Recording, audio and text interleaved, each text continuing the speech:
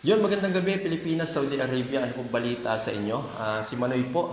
At time check, alas 7 po ng gabi po dito sa amin sa Jeddah, Saudi Arabia.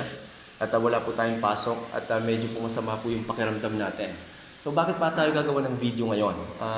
Gusto ko lang po sanang i-share sa inyo yung naging experience ko about doon sa bakuna na kinakarga sa atin dito sa kaharian.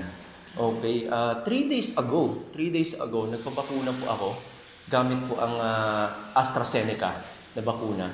At parang iba yung naging sa akin, iba yung naging epekto sa akin.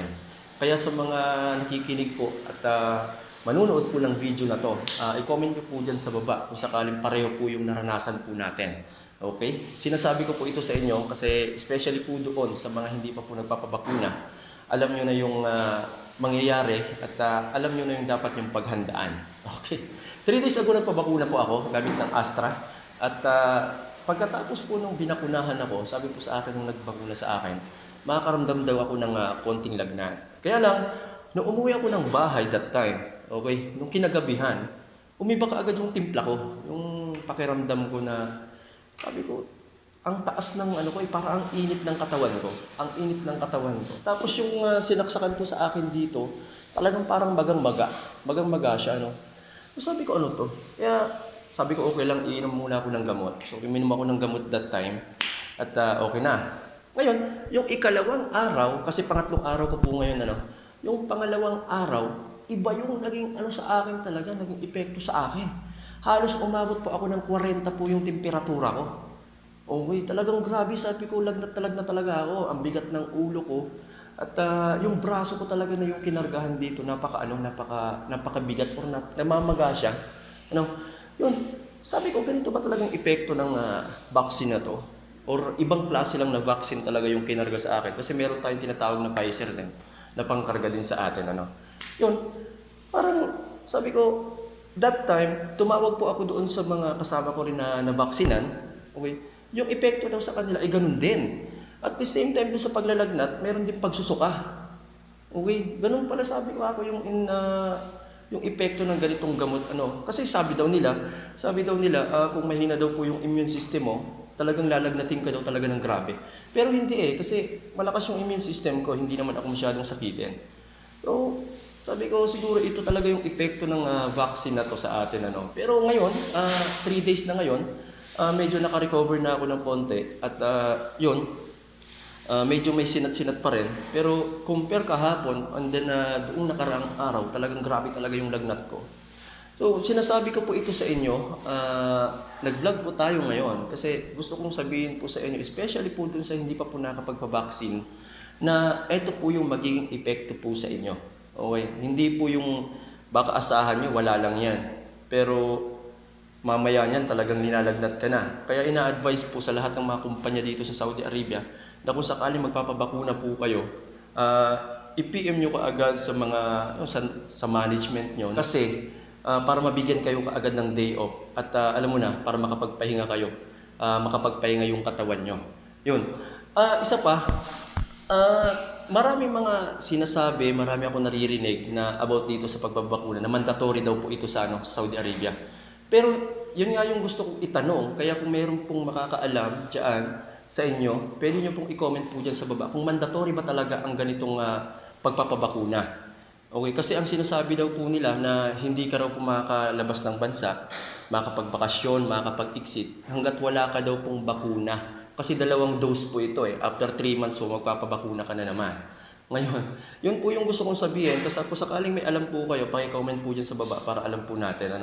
Yan, at tingnan nyo, pinapawisan ako ngayon kasi uminom ako ng gamot. So yun pala yung epekto ng AstraZeneca na sinasabing pambakuna. Kaya sana maging handa po kayo at pag nagpabakuna po kayo, handa po agad kayo ng gamot para malabanan ka agad kung ano man ang sakit na darating po sa atin. Yun.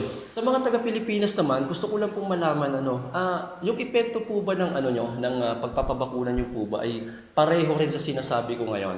Kasi kung pareho po ito, normal po talaga pala na na magkakalagnat ka. Tataas po yung temperature mo at mabigat sa ulo. Kasi sabi ko natin, nung ikalawang araw ko, or yung unang araw ko na nagpabakuna ako, sabi ko ano ba yung epekto sa akin nito? Parang may masama bang epekto to sa akin? Kasi kung hindi po na natatanong ang mga tao ngayon ay takot na magpabakuna talaga. Kasi alam mo na yung dingback siyang nangyari sa atin. Kaya iniisip nila na may epekto ito sa atin. At malay mo, magdulot pa ng kasawian ng buhay. Kaya natatakot sila. Pero ang sasabihin ko po sa inyo, lalo-lalo na po dito sa mga kababayan natin dito sa Saudi Arabia, huwag po kayong matakot. Huwag po kayong matakot na magpabakuna. Kasi normal lang pala ang ganitong pagkaroon ng lagnat. Pagkaroon ng lagnat, oras po na kayo po ay kargahan, lalong-lalo na po ang ikakarga po sa inyo, yung AstraZeneca bakuna. Kaya huwag po kayong mag-alala. Ang iba po kasi nating kababayan nag-aalala sila kasi malay mo daw may side effect. So, ito na po yung side effect na sinasabi. Okay? Ito po yung side effect na sinasabi ng mga bakuna na magkakaroon ka talaga ng lagnat. Pero wag po kayong maniwala doon na kung sakaling mahina yung immune system mo ay yun, talagang lalagnatin ka talaga ng sobra. Kasi ako po, napakalakas ng immune system ko. Hindi ako kinakapitan ng mga sakit-sakit na yan. Kumpara lang dyan sa sa anxiety disorder, which is hindi naman po yan pang immune system. Talagang pang-isip yan eh. Yun. At yan lang, sana po yung ko sa inyo, nakapag-share na naman ako sa inyo. At sana maging handa na po kayo kung sakaling magpapabakuna po kayo na meron pong side effect ang bakuna. Sinasabi po nila na walang side effect. Pero meron po yung side effect. At pinagpapawisan na ako ngayon. Ibig sabihin paano na ako, malapit na akong magamot sa aking lagnat ngayon. Pero talagang grabe talaga yung lagnat na naranasan ko talaga. Talagang grabe. Kaya sabi ko, siguro sa ikalawang dose ko, after 3 months, alam ko na yung gagawin ko. Okay, alam ko na yung gagawin ko, na maghahanda na ako ng gamot.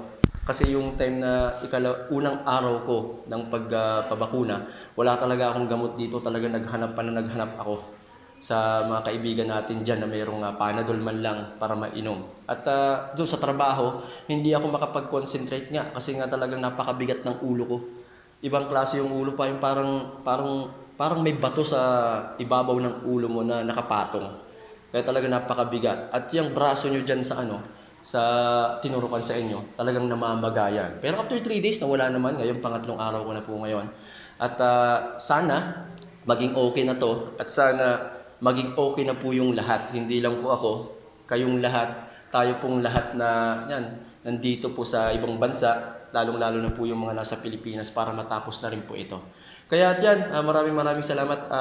Nagbigay lang po ako sa inyo ng isang salaysay about sa epekto po, tunay na epekto ng sinasabing bakuna. Kasi maraming mga sinasabi nila dyan na ito yung epekto ng bakuna, nagpapalaki daw ng ito yung bakuna, Pero ang tunay na epekto po ng bakuna, 3 araw ka pong lalagnatin. Yan po yun ang tandaan nyo, kaya po maging handa na po kayo. So yun lang, at pinagpapawisan na naman ako, sana maging okay na ako mamaya. At kita-kita tayo sa mga susunod na video, at mabuhay po kayo lahat. Good evening, paalam.